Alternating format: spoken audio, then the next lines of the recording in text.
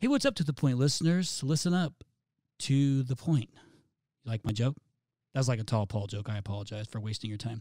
Seriously, happy holidays from all of us over here to the point. Myself, Tall Paul, the Jeff, producer Ryan, and Chelsea. We are so grateful that you tune in every single week. Thank you so much. My next favorite holiday would be Rhino X 2022, February 10th here in Phoenix, Arizona.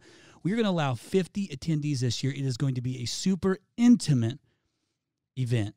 10 VIP tickets to be available to go see and hang out and talk and strategize in a boardroom setting, and also a banger event in the evening with Mr. Ken Goodrich, Leland Smith, Dave Geiger, Terry Nicholson. Oh, and by the way, you ever heard of Mike Tyson? He's going to be here too. And another surprise headline speaker that will be announced later. Listen, lastly, this is a season of thanks and giving, and we encourage you to give back, especially during these holiday seasons. So many kids go without during this season, and you can step up and help them out. Now enjoy another banger episode of your boys on To The Point. This is To The Point, a Rhino experience. Voted one of the top home services marketing and operations podcasts. Cutting through the bullshit and getting to the point. Hey, what is up, To The Point listeners? It is your boy, the host of To The Point Home Services Podcast, Chris Yano, along with my co-host, Mr. Tall Paul. Hey, Tall Paul, dude, where'd the stash go, bro? You used to have the stash. One, thank you for noticing. Where'd you stash the stash, It man? lasted 8 days, and it had to go, man. I reached that threshold where you turn the corner, look in the mirror, and you kind of hate yourself. and I crossed that threshold. But more importantly, by the time this will have aired, is it 9-1 Arizona Cardinals will have played my 4-5 Carolina Panthers. I want to make a prediction on air, and it'll be after the game. The Cardinals are going to win, but you will not score more than 20 points. Okay. I will not score more than 20 points. Well, I will say this. The Cardinals, I agree, will beat the Carolina Panthers. We've played poorly at home. So I'm not I was about to bet you, but I'm not going to. Because I don't never know. Listen, when you're a Cardinals fan, nothing ever feels comfortable. You never know what's going to happen next, but we're the best team in the NFL. I'll never forget the look on your face on, was it Thursday or Monday Night Football in the defeat of Green Bay? Oh, that's great, man. That's really great. Bring that back. That's the downside of your seats being where you are, is we can all watch the misery or agony at times, or joy as you're having this year. Yeah. So it's fun to watch your team. Can I get in? This is Tom Howard. Can I get in on the over-under on this? Hey, Tom. Oh, yeah, okay. Cardinals go over 20 points. You think the Cardinals go over 20 points? I think so. Oh, God, it's a home game, man. We've been playing terrible at home. However, we were winning by a lot. So I don't know. But we still had plenty of points. I don't know. I hate betting. We may not get in the end zone. It'll be 19-6. Actually, you might, because Sam Darnold's out. You're right. All right. All right, let's get into it. Well, hey, listen, listeners, if you didn't hear, we have Mr. Tom Howard back on, my buddy. Hey, Tom was out here in Phoenix, man. We got to hang out a little bit last week over at Tommy Mello's first event, Vertical Track, which was a pretty cool deal. So it was good to be able to hang out a little bit. Talk a little shop, which was cool. Some of it I loved, some of it I didn't love. We'll leave that. Those that are listening will know.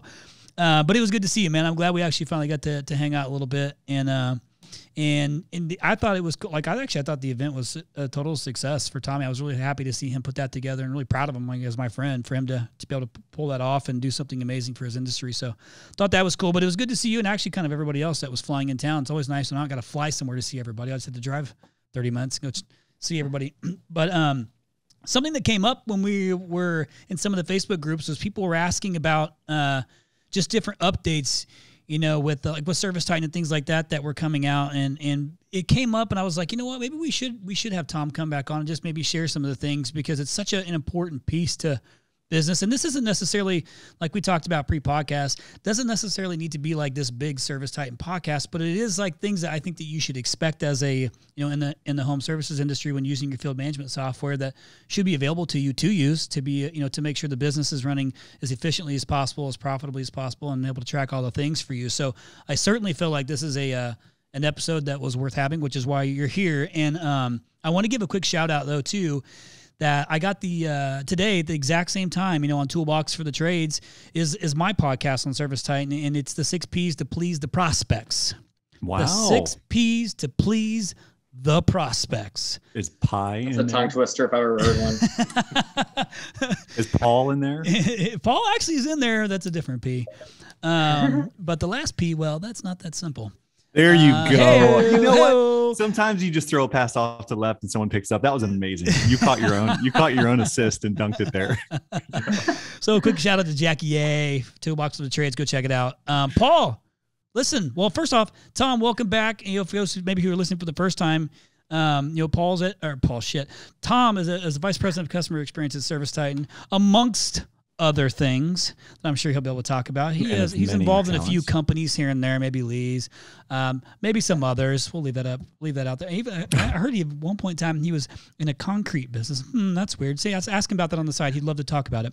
But Paul, why don't you go? Well, first off, Tom, welcome back to the show. Paul is going to kick us off and tee up kind of from the first time we did our episode into this one. So Paul, Tom, this is your time to shine. Take it away. Great. Well, let me tee this up for our listeners. We brought Tom on. Chris and I had not met Tom, so we brought him on because some of our listeners had said, this is the financial guy. You got to bring this guy on. So we brought him on with the objective of asking a bunch of questions about EBITDA and making more money and making profit and systems and all these sort of things. But immediately we were taken on this journey of his story, which is a very unusual story that if you don't know, please stop now, go back to episode 70 and get to know Tom. So he'll take you through the journey. He'll give you some nuggets on profitability. But toward the end of our conversation, he kind of projected a little bit about the future of the industry and what was coming and technology. And if I recall, you were talking about, technicians and AI and all sorts of technology that you get to see on the front ends of your position at Service Titan, among other things. So what I wanted to do is just kind of pick up that conversation where we left off last time and kind of find out what you're up to, but then talk about some other things related to technology that are coming down the pipe from your seat where you are now. So what are you up to these days, Tom? Well, the funny thing is, I'd like to point out that on episode 70, when you filmed it, I was literally in a village in Armenia. So when you say like weird circumstances, that was probably the weirdest podcast I've ever done. I was just trying to hold the, internet connection long enough to get through that one. I totally forgot that's where you were. That's right. Yeah, it was interesting. I did 2 speaking events from Armenia. One was in like a tiny village with literally, it was raining and barely any internet connection, but there's long stories there. But yeah, they say, first and foremost, VP of Customer Experience and Service Titan. I have to say, I like to say first and foremost, I'm a business owner, contractor that happens to have a side gig at Service Titan that is like 60 hours a week. And, and the best laugh in the business. I forgot to tee For that sure, up. best laugh in the Listening business. to you laugh is my favorite thing. So carry on. You guys, and you know what? I heard your episode with Colin Hathaway, and you asked, like, is there anyone you'd recommend being on the episode? And he recommended Tom Howard, and you guys started making fun of my laugh. I had to send it to all the exexecutives at I Service nailed Titan it. because they all like make fun of mine. I nailed it in that podcast. Yeah, you did. My wife, I was listening to the podcast to Colin Hathaway. His story is amazing, by the way. That's I mean, awesome. he's literally, we look at the wrench group now and how big it is. Like back at the time, he was putting companies together. They ended up selling it to what is now the wrench group. And Right. hearing how he pulled that off and like how he was like 36 years old and had a heart attack and all this, I was just, Colin's a good friend of mine. But yeah, the laugh was funny. I was like, honey, you got to listen to this. I turn it on. She starts busting up laughing. She's like, he nailed it. He nailed it. Oh my gosh.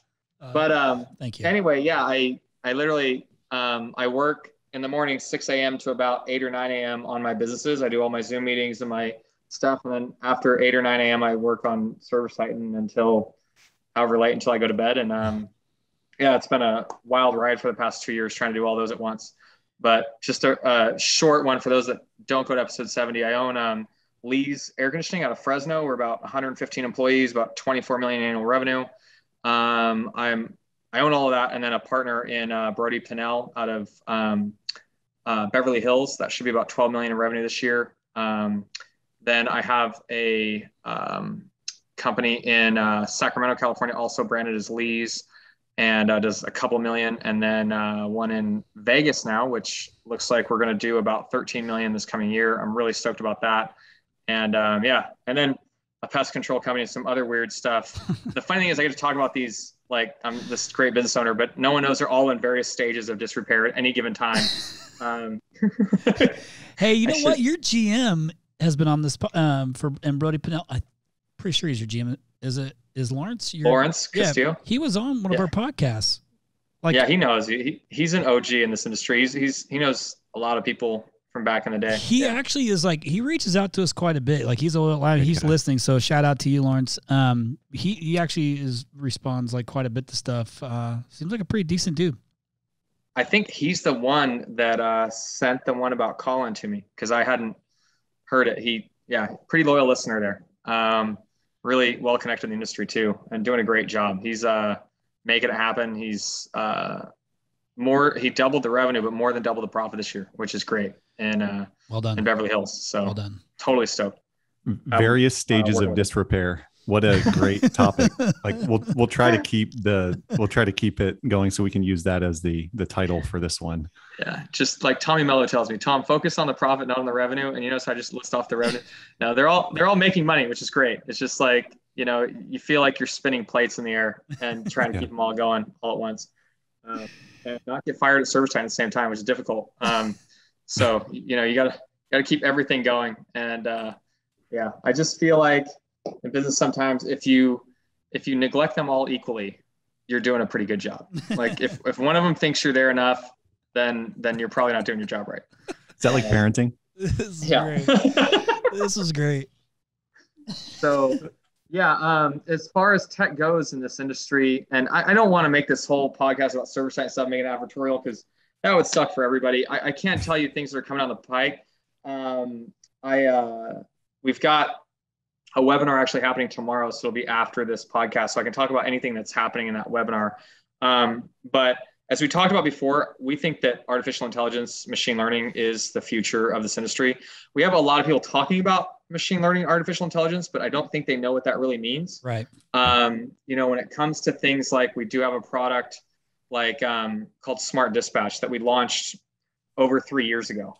Actually almost 4 years ago now at Pantheon. And we told everybody about it. Everyone got really excited, and it would automatically dispatch your calls for you based on what came in. The thing is that when you're doing that though, there's a few things that happen. If you've truly got machine learning and artificial intelligence, it's using data to make decisions. And the more data you have, the smarter it gets. And the cool thing about true machine learning is that the machine starts making decisions and you don't know why it made those decisions because you didn't program it to do that. It actually takes a mind of its own. That's true machine learning.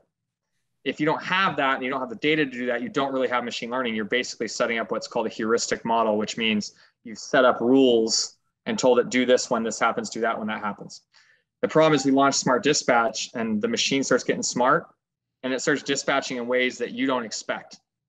And then our customers immediately said, hey, why is it doing that? Well, the problem is once it's truly smart and has artificial intelligence, you don't know. And we can't tell you why, but it's made a decision on why this is the best technician to go to that job.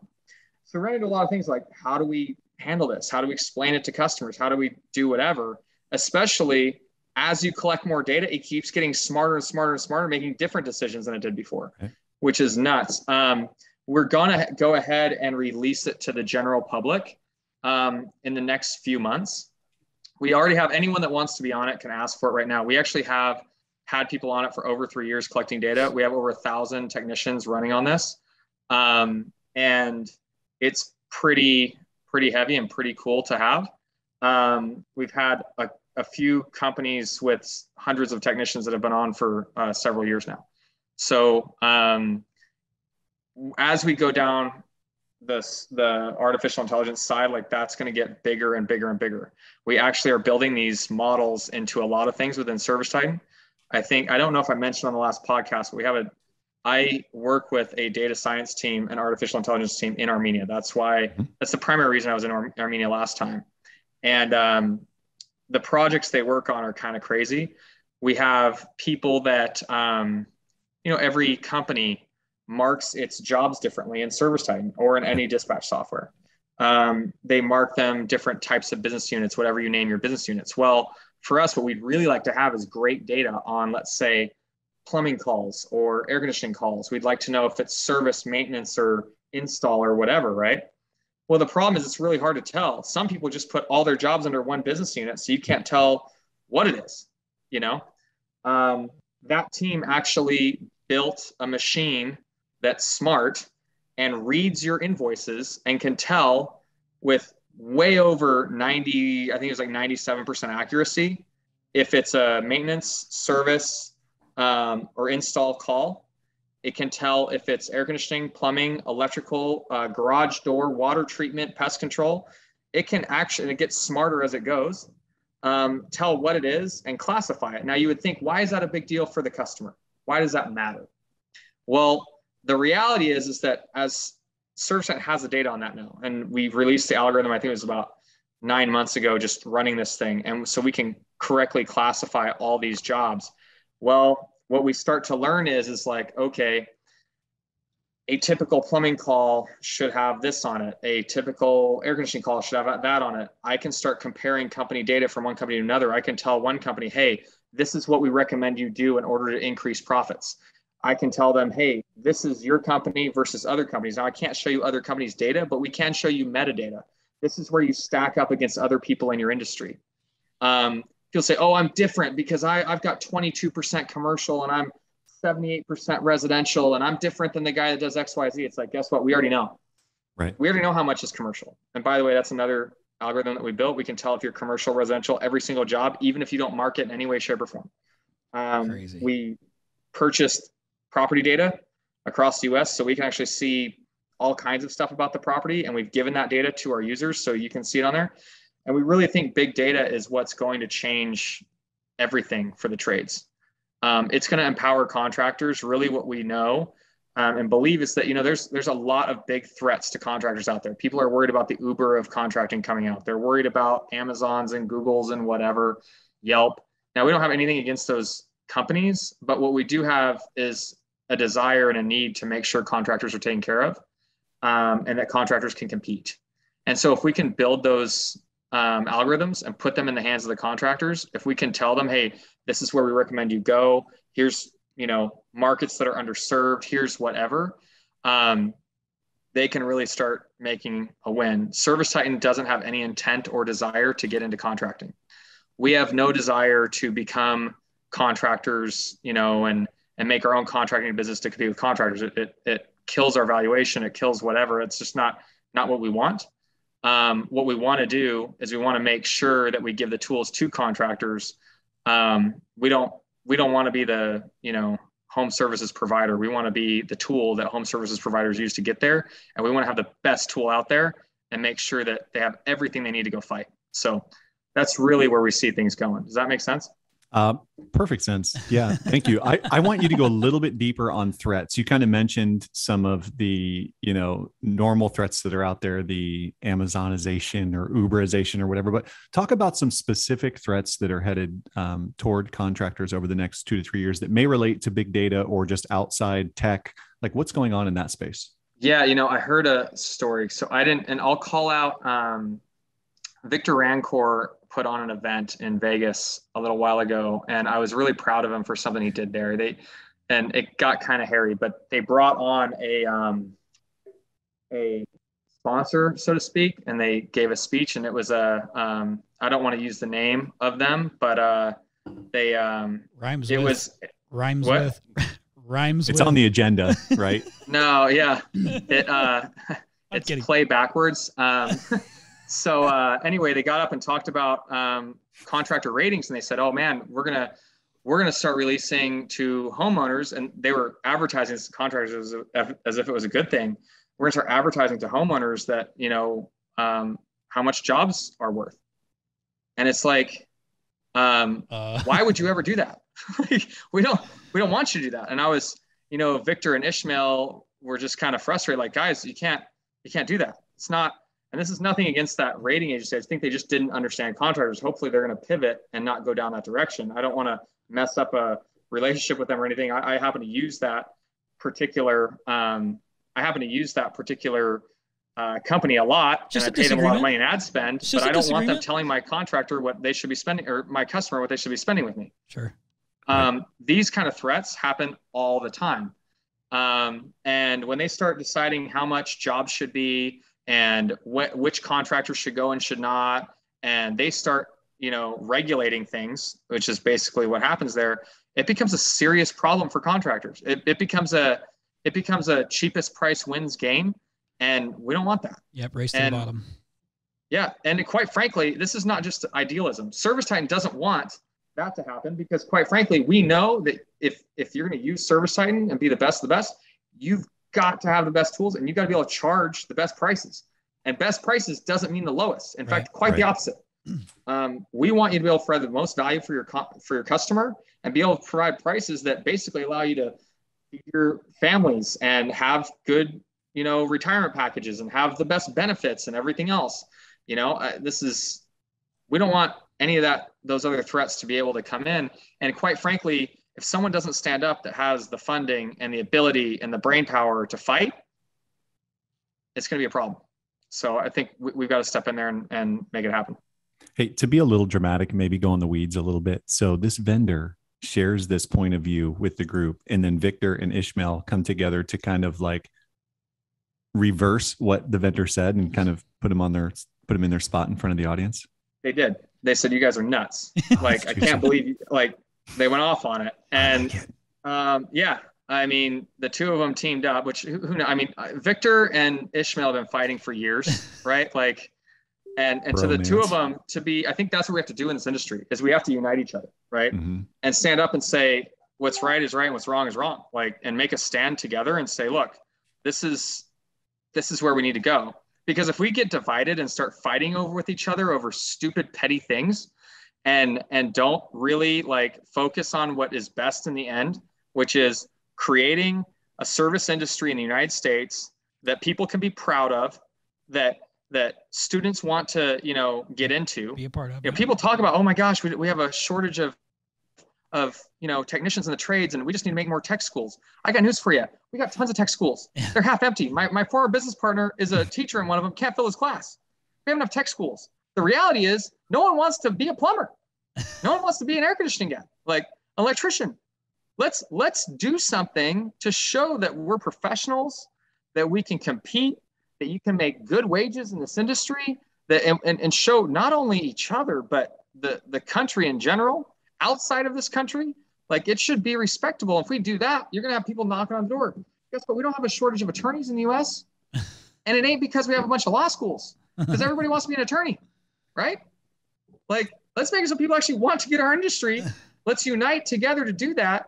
And let's make sure that we have the resources to make sure that other people that aren't from our industry can't come in and start regulating it and pushing it down and fighting with us all the time and saying, okay, I'm not talking about government regulations. Sure, everybody has their opinions there, but I'm talking about regulations when it comes to other people from outside of our industry determining our prices, when we can show up to jobs, how we can advertise. Everything else is just, we've got to be able to get there. We've got to have the tools to do it. Let's go ahead and hit the showers, guys. Great game. Let's close it up. Get on the road. I felt like I just watched Jordan Belfort give a speech to his group at Wolf of Wall Street, except none of the and maybe a few less cuss words. You just halftime speeched us, and that was wonderful. That was solid, Thank man. you. Yeah. So I took you down in the weeds. Now I'm going to go super macro, and I understand a couple things. One is I didn't intend for this to be a 100% ServiceTitan podcast, so don't let me go down that path. But It's okay. I'm prepared to take it there.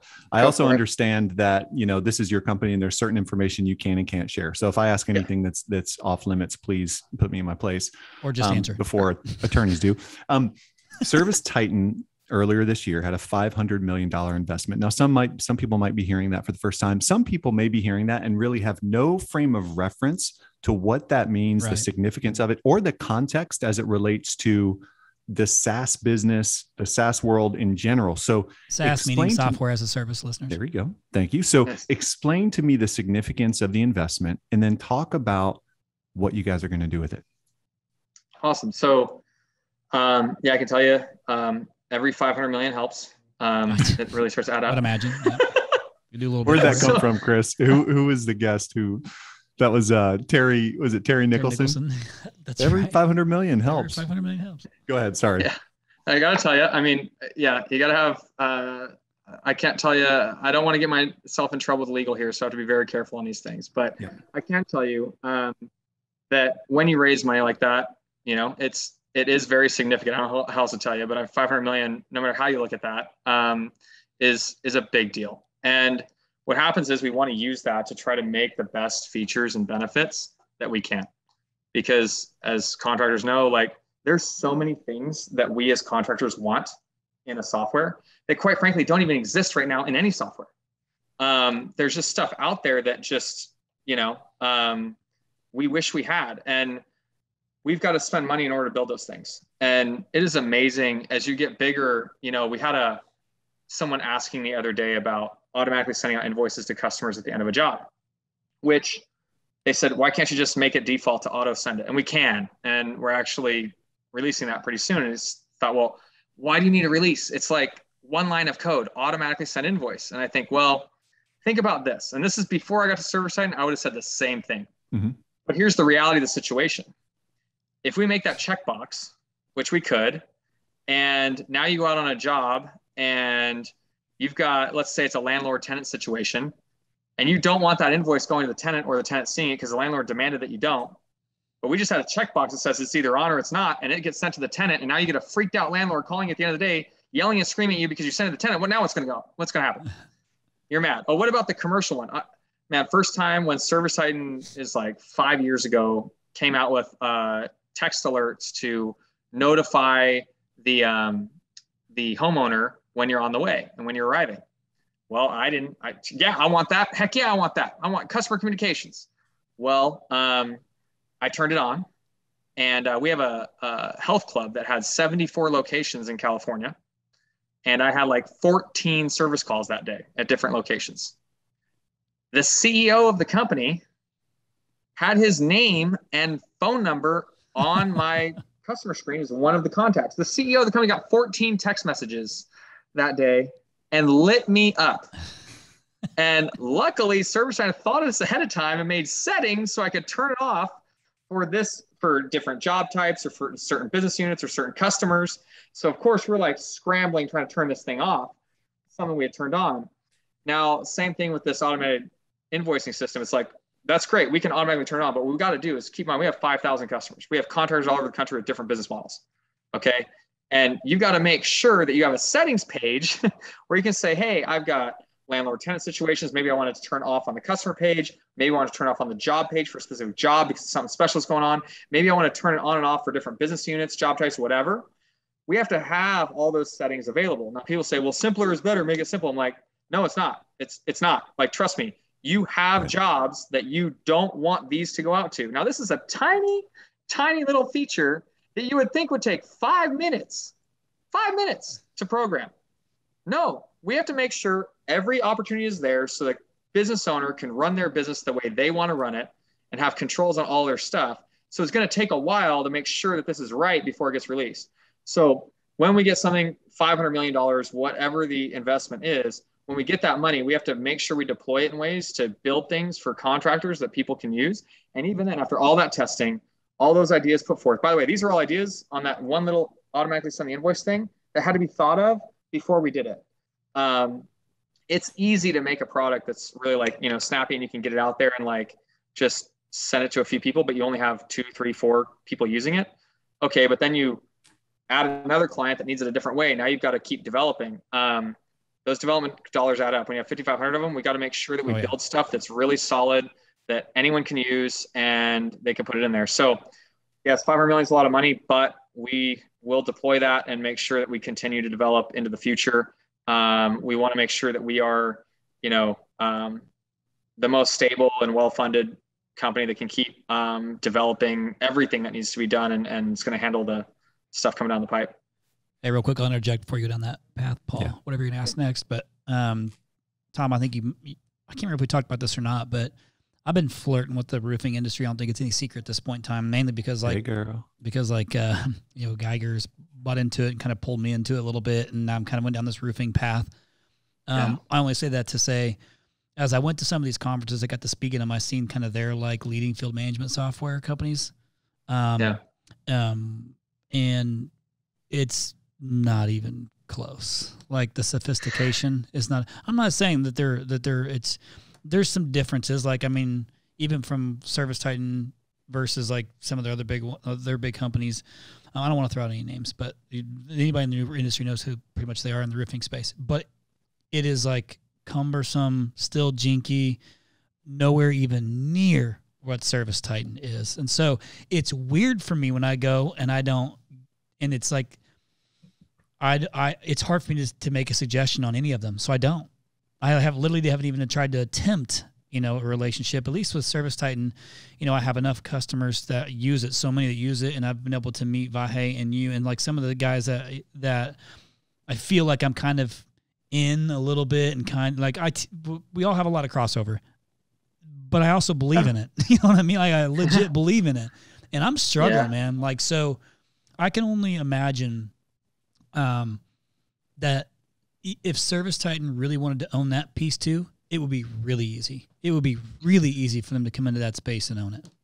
The funny thing is when we go into a space is that, it costs us money to implement software. It costs us time. It costs us energy. It costs the contractor even more, right?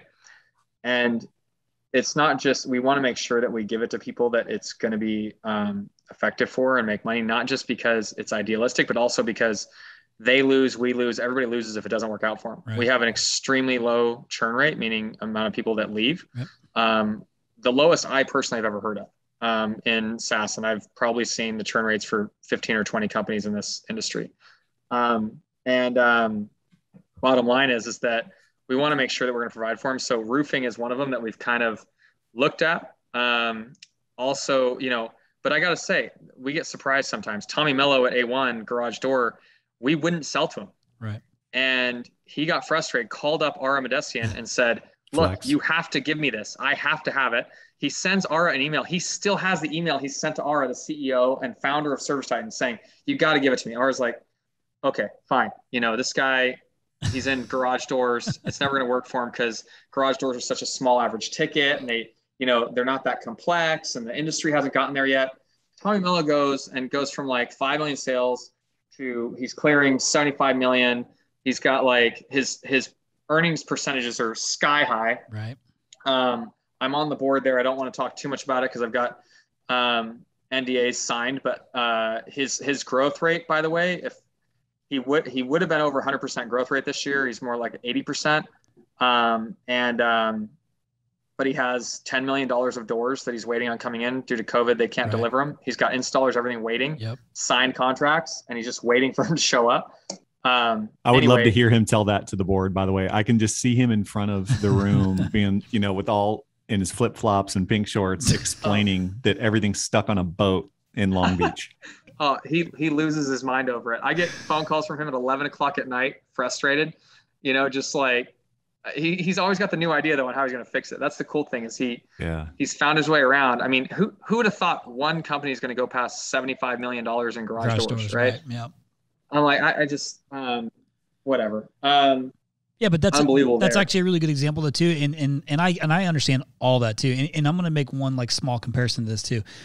We had built our own CRM here at Rhino, forever. Like we have our own developers in-house, and we had our own kind of CRM that worked for us because in the beginning we were like a ServiceTitan had so many tools. Not ServiceTitan. Salesforce had so many tools as a CRM for us that what we needed from it versus what we were paying for it didn't make sense early on.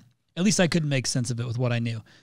I've just onboarded it. We onboarded it, and Paul got the luxury of going through that process. And it is long, it's tough, it's hard, but it's absolutely necessary. But what I think is easily missed, like you had mentioned, you have a really small turnover rate, and I'll bet you it's probably even smaller because there's some people who run into, and you obviously know more than me, but we'll run into the cost of it being expensive, but it's not because of the software not being worth it. It's because the business isn't functioning right still, even with it, and they, for whatever reason, can't afford to keep doing it on no fault of ServiceTitan. So that's attributed to it. But like the reason I'm going down this path is that you have to do it. You just got to find the best one to fit your business. But what you think you know about the software, you probably have no idea all the things it has to offer for you. So you just got to go all in on it to be able to use it to the best, for everything that it's worth to make you as efficient as possible. Well, and that one is like, I want to point out, like, ServiceTitan has a lot of things we need to fix. One is that the onboarding process, needs to be faster. We just tested a few pilots over the past couple of months, getting the onboarding process down to 2 weeks, which is crazy to think about what it was before when it was taking 2 months. 2 months, right? Yeah, we have 11 companies this week going live on a 2-week model. No, I think it's 9 companies, sorry, that we're testing in a pilot. My gosh, but 2 weeks? Yeah. That is insane. You're going live in a couple of days, and then we're actually hand-holding you for the next week and a half and making sure you have everything you need the whole way through. And so, hey, you want to book a call together? You want to export your invoices to QuickBooks? You want to do whatever? We're just going to sit here with you on Zoom and make sure that, like, it's going through and walk you pace by pace. And you're doing it in a group of 5 companies together, so you're helping each other all the way through. After that, you're moving on to a sessions we call Ember sessions, which you meet with that same team after you've gone through that 2 weeks every week for 5 weeks to build up your how much you utilize it. And then after that, you're switching over to what we call Spark sessions, which is you keep your same group of contractors. You've been through, hell and back together. You go through COVID together, you go through whatever you went through, and you're staying with them and helping each other out and grow. It's working really well. We've been testing it for a few months now. We might be rolling that out pretty soon. But we've got to get those things faster. We've also got to make it so more people can use it and know what they're using. I want to point out there in this is, like, as we make that simpler, we can go into other verticals and make it make sense for them and us, whether it be roofing or whether it be whatever other vertical is potentially out there. I'm not saying if we're going to roofing or not yet. I can tell you that it's public. We've made large investments. We bought one of the largest pest control softwares in the country. We purchased a really amazing lawn care company. These are Service Pro and Aspire, and we've got some awesome things coming down the pipe that we have announced publicly. The cool thing is as we build for those verticals, it helps the core verticals like air conditioning, plumbing, electrical. For instance, when we book on pest control really likes to have bulk routing done, where you can book 5 or 6 technicians all at once for 3-4 days on maintenance agreements. Well, great. We had to build it for pest control. So now it works out for air conditioning and plumbing, especially air conditioning, where you got a bunch of maintenance agreements. So right. Yeah. It allows us to do things like look at garage door. Now we got a lot of great companies on there. We got Precision Door is, one of those star pieces that we love to have. We never would have gotten if it wasn't for somebody getting in there and us figuring out that industry. We've got, Overhead Door talking to us now. We got a lot of cool companies coming around, and we got hundreds of smaller one-man contractors, or the contractors that went and said, look, I'm going to make a business for myself. I'm going to make it happen. And only had 2, 3, 4 technicians and got on ServiceTitan. So we really see that as something that can, help us grow in the future. Hey, Tom, if you guys decide to go down that roofing path, you need to call your boy. Okay. I'll call you. I'll give you a nice little bump start. Okay. I have so many questions. All right. I'm going to go into rapid fire questions now, because there's so many things I want to find out before we let you go here, unless you're just good to stay on. Sorry for derailing you, TP. No, you're fine. You're fine. We're going to go back into kind of the tactful stuff real quick. What is an underutilized feature that your customers could apply if they're listening to this and they're a certain ServiceTitan customer? What's an underutilized feature that they could apply that will have an impact on their business? The number one thing I tell everyone, and this is another thing that ServiceTitan needed to do a long time ago, and they built it, they called it Titan Score. Now it's called Titan Advisor. Yep. If you haven't gone to Titan Advisor, you have to. It's a little rocket in the upper right-hand corner. If it's not in the upper right-hand corner of your screen, it means either you're not an admin or you didn't enable it in your settings page saying allow to have Titan Advisor for that client. Anyone who's an admin in ServiceTitan will have availability. Little rocket, upper right-hand corner. Click on that rocket. I can't tell you how many times someone's called me up and says, I don't know what's available in ServiceTitan. And then I log in their account with them. I click on the little rocket thing and it opens up, says, welcome to Titan Advisor. How would you like to get started? I'm like, oh, crap. What's in Titan Advisor, it's actually an advisor that asks you what your top goals are for your business. Now, the thing is, ServiceTitan does need to be easier to use, right? So we're doing things to try to make it simpler and simpler over time. As far as knowing where to go, it's got to be complex in the sense it's got to have all these settings and all this configuration that you can do. But we want to make it easy for you to know what's available. So in Titan Advisor, it asks you your goals and it allows you to drag and drop 4 goals and stack rank them. Do you want to drive revenue? Do you want to increase efficiency? Do you want to add customer delight? It does all these things. And you put the one at the top, and then it looks through all the features you've enabled in ServiceTitan and the ones that you have not, and it stack ranks the top ones. and says, if you want to increase revenue, here's the next 4 most important things you got to implement. And it's got red and yellow and green dots. This thing is nuts, by the way. It knows all kinds of stuff. I was like, people offering multiple options in server side. If I had to say, so first of all, I'd say Titan Advisor's number 1 thing is going to tell you all the things that you need to use. Something past that, estimate templates is a big deal, and forms. You need automated forms that are customizable to your business that you can force somebody to fill out while they're on a job. Make sure you're doing that. The other thing is estimate templates. A lot of people don't build these. You build your price book, you got all the prices in there. But let's say I go out and I've got a typical toilet replacement. I want my people offering at least 3 options, hopefully 6, right? But they don't want to sit there and add things together and type out a summary and all that other stuff. You can pre-build. Now, the old estimate templates in server side were garbage. They're basic things. I mean, they were cool because 5 years ago, 6 years ago in tech space, like that's what was available. But now it's like, needs to be better. ServiceTime's upgraded their estimate templates. So now when you go into your site, you can type in, or your price book, you can create templates, and much easier to update and everything else. Anyway, when you go in there, you can pre-build all these templates. So if I have like a toilet replacement, I can automatically have 3 or 4 or 5 or 6 options, or however many options you want. I can name them different things.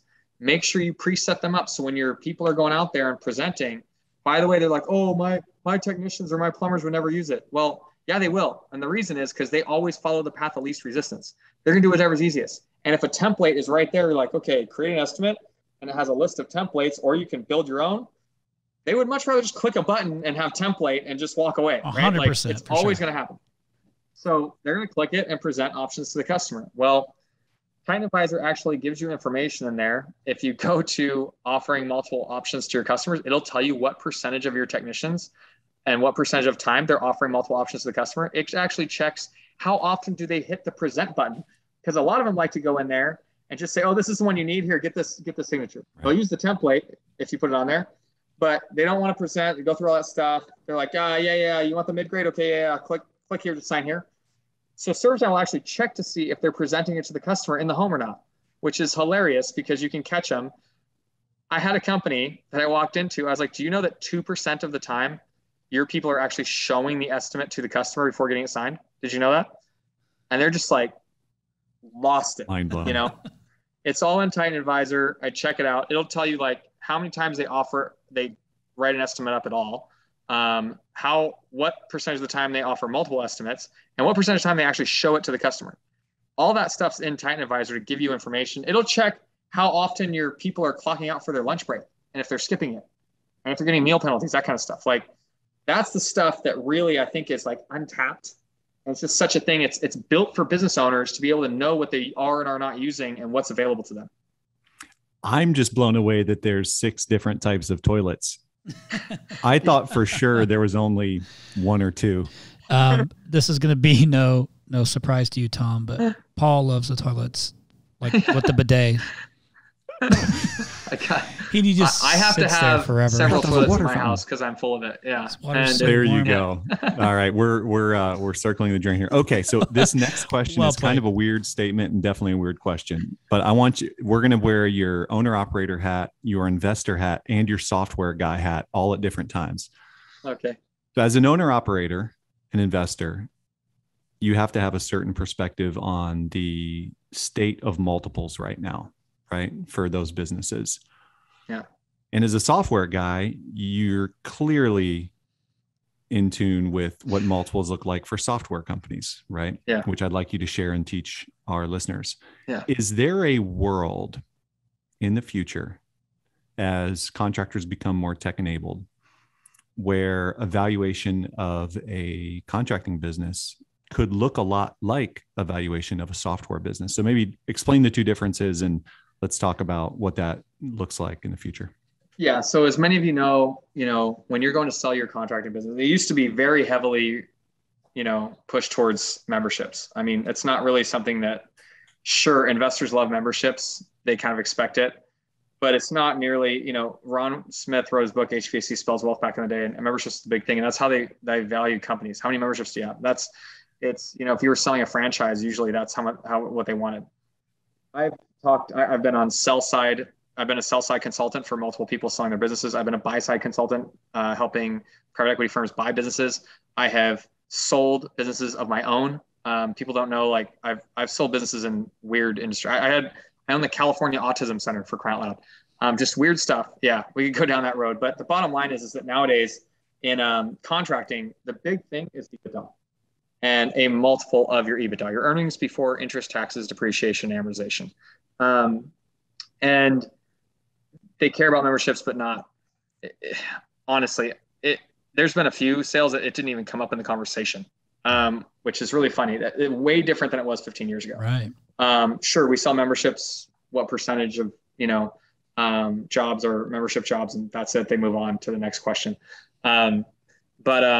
Anyway, and typically investors give you a multiple of that EBITDA. Now, if you're growing faster, they typically will give you a higher multiple of that EBITDA because they know that the next year you're going to have even more earnings than you did this year, or they don't know, but they believe.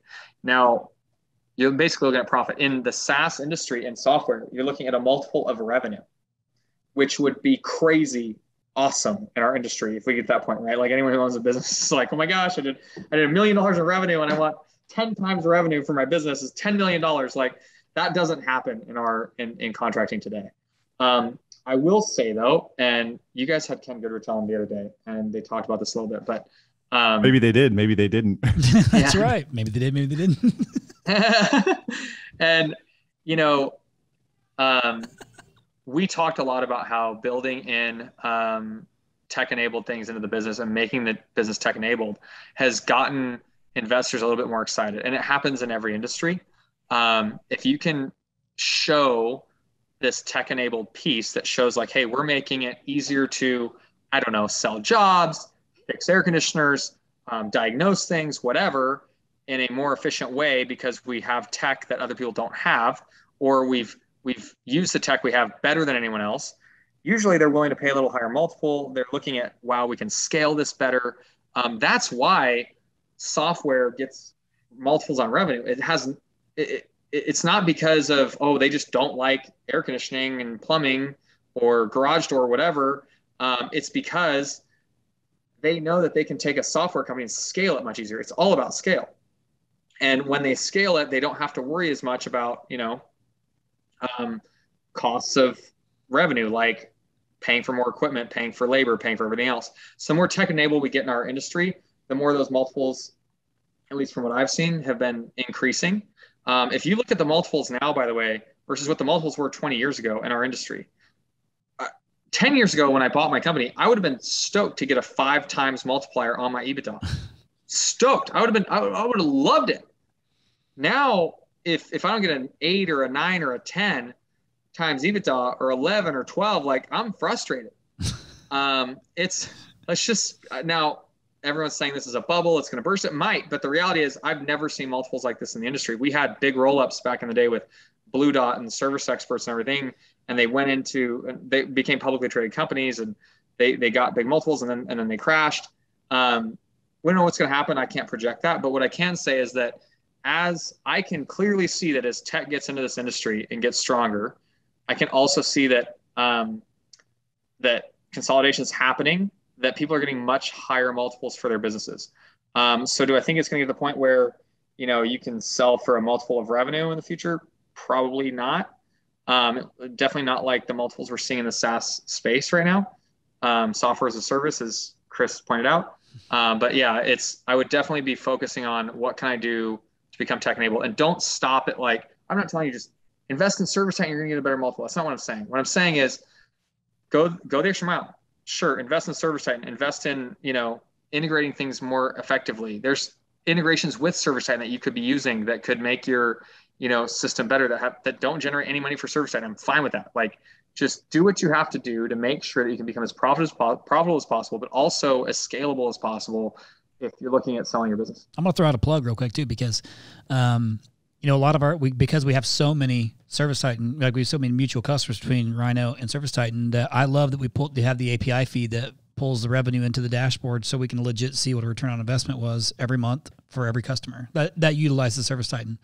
So, well, yeah, in that case, and by the way, and just so we're clear on this one, because this is coming up in the webinar I'm doing tomorrow. It'll be this tomorrow. Podcast will be out after this happens, but we're talking about the API. Now, for those listeners that are calling in and don't know what an API is basically a way, it's a key to the back door of your data. And if you're on ServiceTitan, you can have access to your data whenever you want, and you can request an API key. It basically says, here, you can get in. That way, not everyone can get into your data. Correct. And once you have an API key, you can develop all kinds of cool stuff if you have a developer, or if there's a third-party system out there. I mentioned like Schedule Engine works well with ServiceTitan right now. There's several others. DataCube, Ishmael's thing is out there. I would like to point out I have no investment in either of those companies in any way. I'm not plugging them for something like that. Rhino has, yes, I checked that, producer. Rhino has basically API keys that they can use to look at your data. You can give them a key to do it. Now, what we want to do is build out that API as strong as possible. It has one of the strongest APIs I've seen. It has a long way to go though. So we're coming out with version 2 of the API, which is coming out actually right now. That's We've huge. got Great. it in beta testing. They'll have a lot more access to a lot more things. And we want to make it so that developers can make all kinds of cool stuff that we haven't built yet. And so if you look at like Apple, they allow, here's my phone. Like I am a big fan. And I've got all kinds of apps on there that third-party developers have made that do really cool things. We are trying to open that up. We don't want to compete with those people that are making third-party apps. We want them to be able to make apps and feel comfortable with it and get all the data they can. Now, there's going to be times where we have to make something that might compete with them because it's in our best interest as a business. One of the things that we are launching right now is our online web scheduler. We launched one in 2015. It was one of the first in the industry where you could book directly online. It was amazing. It's outdated and old and needs to be upgraded. We've been working on it for about 4 months now. We're releasing it this month into beta and general probably next month or January. We're talking about that in the webinar, so I'm not getting in trouble by legal for that. Now, Schedule Engine has its own too, and they're a third-party developer. We don't want to compete with Schedule Engine and fight with them, but what we want to do is make it easier for them to also have something in there so you can choose to use them if you'd like. In this case, Schedule Engine also has a third-party call center. We have no interest in getting into, at least at this point, becoming a third-party call center. I don't blame you. So, we keep in contact with those third-party developers, but we want to make it as easy as possible for them to build whatever they need. Been there, done that, never doing it again. Yeah. Ever. Yeah. All right. So that is super helpful. Thank you. Along the lines of product, do you have anything coming out by definition of lead gen, marketing, growth, anything to make the phone ring? Ooh, I can't wait to hear this. I didn't see that. I didn't see that on the list here. I will record this right now, and then can I get permission from product to tell you guys this? And if they say no, you have to edit it out. Yes, of course. 100%. And the Panthers already lost to the Cardinals by the time I'm traveling. Okay. Yeah, we have something really cool coming out that we've been working on, probably a year now, that will be released in ServiceTitan Leads. So what will happen is that your leads on, let's say, Google will be integrated into ServiceTitan. We actually already have this in beta and testing on a few things. It will check your capacity in ServiceTitan. It will monitor which ads are performing the best and automatically start turning off the lowest performing ads as your capacity starts to fill up. Once your capacity is completely full, it'll shut off your ads so that you're not paying for ads when you don't need any more calls. As your board starts opening up and space starts coming, it'll start turning ads on as necessary and it'll start with the top performing ads first in order to fill up your space, basically your most inexpensive ones. Yeah, it's something that we're pretty proud of. And there's a whole lot of stuff along those lines. We also have built our own algorithms around with the data that we have to figure out which customers to target, where to target them, what addresses they should be going to, what IP addresses, those kind of things. All those things have been in process. It's also something we've been working on with the artificial intelligence and data science team on building, which is really cool. A lot of the stuff that is coming out on that is coming out in the next probably 6 months or so. That's cool. Got it. That's exciting stuff. That is cool. And keep in mind on this one, we want companies like yourselves and others and third parties to become certified to help with this. We have what's called the ServiceTitan Certified Partner Program, where you can go in. Let's say you're just releasing. Chris, telling you about it right now. Don't fucking wait on me. I'm should be number one over. Don't even let Ishmael try to talk you into like. We're better. We're bigger. You can get on there and basically become a certified ServiceTitan certified administrator. Say it again. One more time. ServiceTitan certified partner, where you can go on there and say, okay, I'm really good at. Let's say I'm going to get certified in marketing.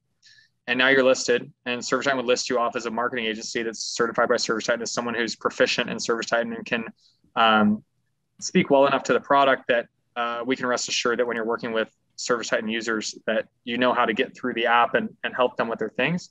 And we have them listed on our website. Just started this program, piloting it with a couple, and I don't even know if we have any marketing agencies on there, Chris, so we can talk to you about it.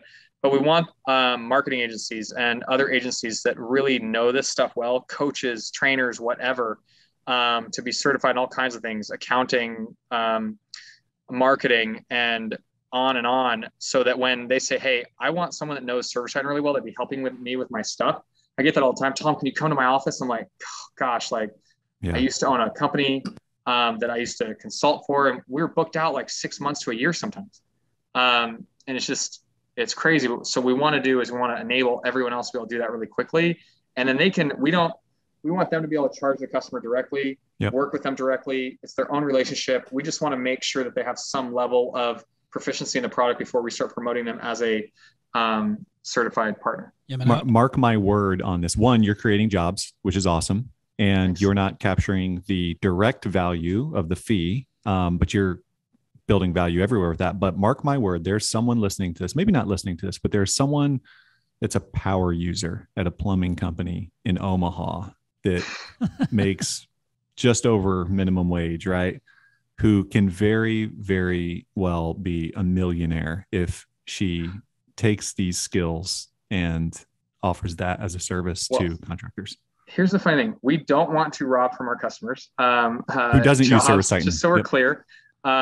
We do, in this case, to become a certified partner, you have to be a third-party consulting company to start with. We are launching, and this is in beta right now. Also, these are some things that we started a while ago when I got here asking for. Another program, which is the ServiceTitan Certified Administrator. So that gal in Omaha, hopefully what we want to do for her, she's a dispatcher, let's say, or maybe she's a service manager.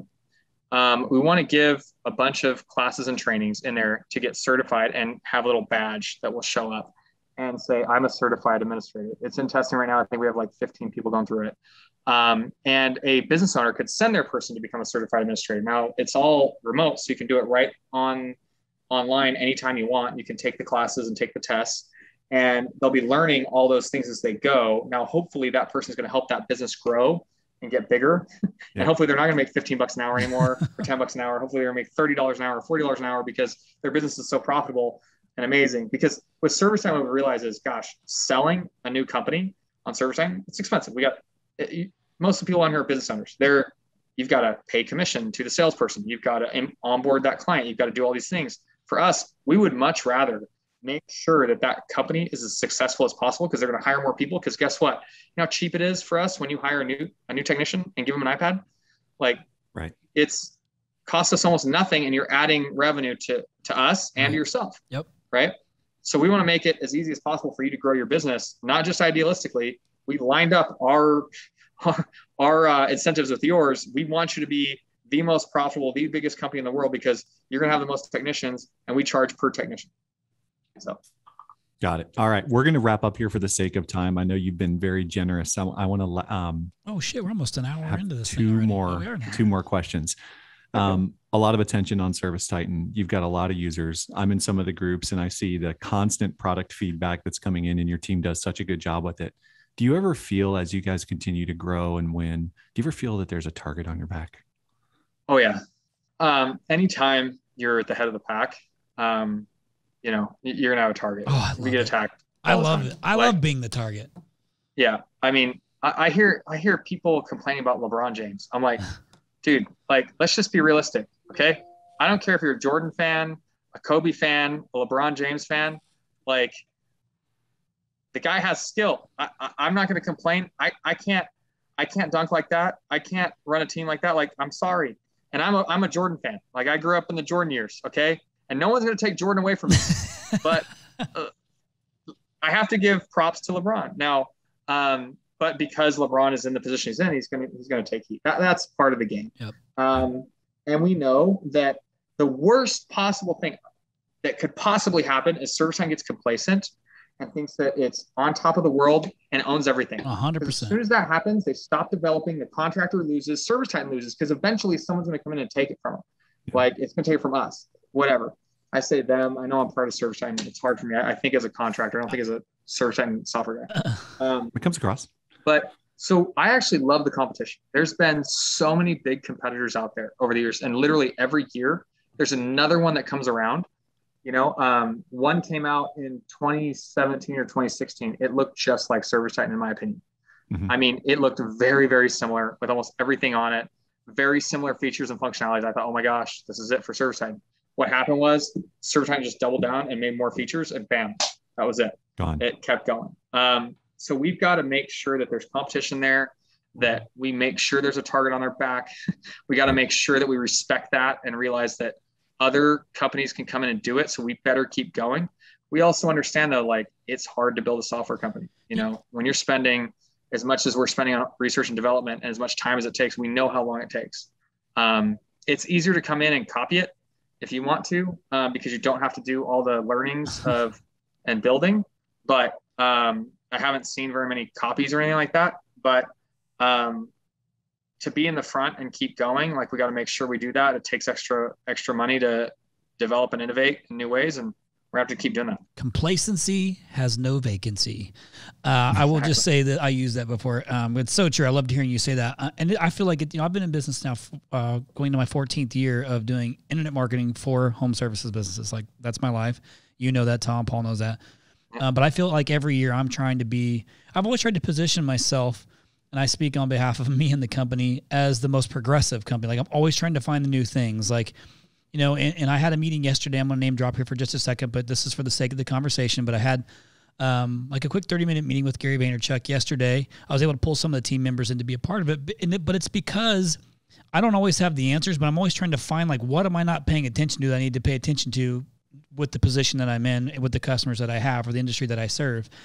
So the thing that I think has always worked well for me is I'm never afraid to just keep trying stuff, like new things, and throwing it out there and seeing what works and what doesn't work on behalf of my customers. So complacency has no vacancy is so true. And I feel like I'm 14 years in, I'm still doing it every year. I know that the bigger that we've gotten them in the industry, the bigger our reputation, I think, precedes us. I think we have a phenomenal reputation in the industry for our business. People, like, we are the target. A lot of times we are the target. Now, I've got two targets that I look towards as well. I've got them, but I love being in that position because it keeps me on my toes. Yeah, that's it. In the end, your customers benefit the most. 100%. That's it. Like, 100%. In this case, the competition benefits the contractors, period. It's just, what it is. Yep. So. All right. Well, thank you for that perspective. And last nugget here, if you could share with us something that our listeners should listen to or read, any new books that have crossed your desk that have got you fired up or excited? Do you even have time to read books, Tom? The crazy thing is I set a goal every year on how many books I'm going to read. I finished 6 this year. So it's definitely not my top, but the funny thing is, it's not even business related. Doesn't matter. But Robert O'Neill, the guy that shot Osama bin Laden, gosh, I forget the name of his book. It's like the shots that killed bin Laden or something like that. And I think that's it. I'm looking. We'll reference it. Yeah. Or The Operator or something like that might be what it's called. But Robert O'Neill, his book, he spoke at Pantheon, ServiceTitan's big user conference a few years ago. That's we haven't had one live in a couple of years. And I read that book, blows my mind. Like, how many times he had to go into a situation where he was sure he was going to die and he was being sent on a mission, including when he shot bin Laden. They went out and they said, well, if someone's going to blow up this place and have a suicide bomb, it's going to be this guy, right? So as soon as we land in the front yard and try to storm the door, he's going to blow it up, but we're going to die with him. Like, he's not going to get out of this alive. He had to say goodbye to his kids 4 times in his life. He had to say goodbye to his kids, knowing that he wasn't going to see them ever again. And somehow he came out alive. Wow. And the fact that he made that decision anyway, and that he made the decision based on the fact that it was better for his family and for his country that in this case, bin Laden wouldn't be alive anymore. Like, it just blows my mind to think. I think as business owners, we have to make a decision sometimes. Sometimes we have to fire an employee that's a friend of ours. But we have to think about the fact that, like, listen, they may be your friend. In my case, it could have been my wife, which I did have to terminate. It could be your son, your daughter, whatever. But the reality is you've got, in this case, got 115 employees at least. I have 115 families that are depending on me to make the right decision. Absolutely. I have 115 families that are going to go down and lose their livelihoods if I let someone mess this up because they're not performing or because they're doing things in their personal life or professional life that could damage the brand. Listen, you've got to make the decision. And reading that book and seeing him do it on his person, losing his life. I mean, made the decision to lose his life for the better of the country on purpose, and then thought about it ahead of time, not in the spur of the moment, like weeks in advance, and said, I'm going to get on the plane anyway. Wow. Ultimate sacrifice. It's called The Operator. Everything. You're right. It's called The Operator. The Operator. There we go. Yeah. All right. Ultimate sacrifice. Listeners. Man, you hit like a nerve. I loved hearing you say that. If Paul, did you notice his whole demeanor change a little bit when he starts talking about how he's responsible for 115 families? Dude, that is like something I talk about all the time. Is I feel that obligation not only for my own staff, but also my customers and their staff. I feel the burden. Like if somebody's giving us money to try and help grow their business, I can either grow it or hurt it. So I take that and I take it very serious. So I carry that with me, but I gladly carry that with me. But the Robert O'Neill story is like next level ultimate sacrifice. That's what I love about like the whole mental fortitude thing of everything. We got to do a podcast with this guy named James Lawrence, Iron Cowboy, which will be coming out. It'll be our 100th episode, which will be mid-December. And this dude did 100 full distance triathlons in 100 consecutive days. I never even heard of the dude. And then I went and he did a keynote, and I was like, you did what?